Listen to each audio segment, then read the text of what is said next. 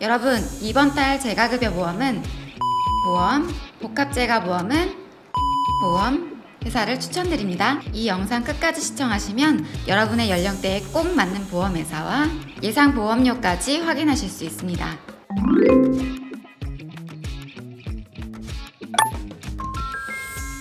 평균 수명이 100세 시대에 들어섰다 라는 이야기 들어보셨을 거예요. 2023년 한국인의 기대 수명은 83.5세. 고령화 시대로 접어들면서 평균 기대 수명도 점차 늘어날 것으로 예상되는데요.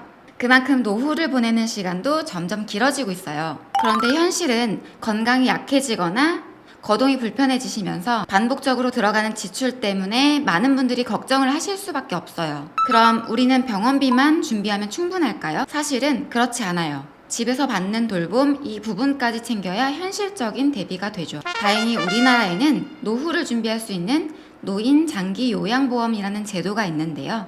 노인 장기 요양보험이란 65세 이상 또는 치매, 뇌혈관성 질환 등의 노인성 질병이 있는 65세 미만의 자가 6개월 이상 스스로 일상생활을 수행하기 어려워 수급자로 판정받은 경우 장기요양급여를 받을 수 있는 제도입니다. 간단하게 65세 이상은 거동이 불편하거나 일상생활에 지장이 있을 때 65세 미만은 노인성 질병을 앓고 계시거나 일상생활이 불가할 때 해당된다고 보면 됩니다. 이 경우에 등급 판정을 신청할 수 있는데요. 장기요양 인정점수에 따라 1등급에서 5등급 그리고 인지지원 등급으로 분류하고 있습니다. 1등급에서 4등급까지는 신체활동 기준으로 평가를 하고요. 5등급과 인지지원 등급은 치매 등급으로 한정을 하고 있습니다.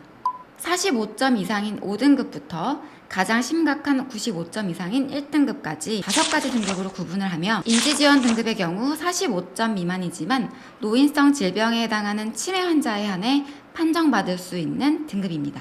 요양급여는 재가급여와 시설급여 크게 두 가지로 구분을 하는데요. 방문요양, 방문목욕, 방문간호, 대표적으로 노치원이라고들 많이 부르는 주야간 보호센터, 복지용구까지 정말 많은 서비스를 보장해줍니다. 시설급여는 장기요양 등급 2등급부터 이용 가능한데요. 요양원을 포함한 곳이라고 생각하시면 됩니다. 이렇게 국가 지원을 받을 수 있지만 오랜 기간 반복되는 지출로 인해 모든 비용을 감당하기에는 많은 어려움이 있습니다. 방문요양이나 주야간 보호 같은 실제 생활 돌봄 비용을 보완해주기 때문에 가족의 부담은 줄고 오래 살수록 커지는 간병의 빈칸까지 채워줄 수 있죠. 결국 100세 시대의 보험은 단순히 큰 병에 걸렸을 때만 바라보는 보장이 아니라 우리의 일상 속에서 계속 곁을 지켜주는 보장이어야 하는데요. 노후 준비에 대한 일환으로 재가급여 보험에 대한 문의가 정말 많습니다. 이번 달 베스트 플랜 보험사의 연령별 보험료와 새롭게 출시된 복합재가급여까지 꼼꼼하게 정리했으니 영상 끝까지 보시고 궁금하신 점 언제든지 문의주세요.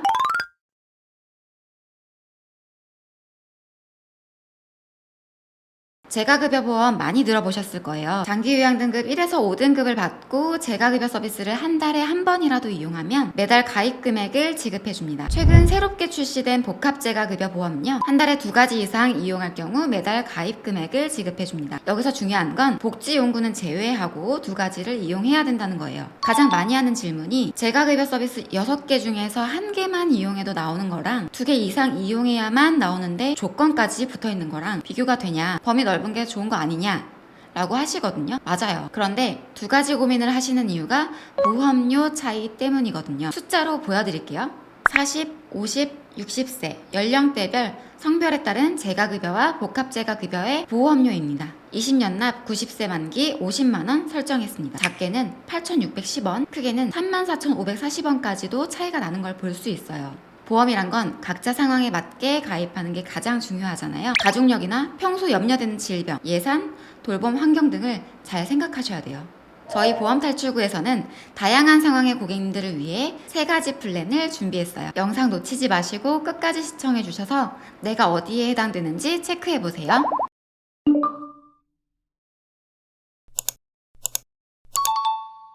재가급여는 장기요양 등급 1에서 5등급까지 판정을 받고 집에서 생활하시면서 방문요양, 방문목욕, 방문간호, 주야간보호센터, 단기보육, 단기보호, 복지용구 구입 중 한 가지를 월 1회 이상 이용을 해야 보장을 받을 수 있다고 말씀드렸죠. 재가급여 서비스 한 가지만 이용해도 지급받기 때문에 소비자의 입장에서 생각했을 때 보장받기 수월하다는 장점이 있습니다. 재가급여만 50만 원 설계 시 보험사별 보험료 비교입니다.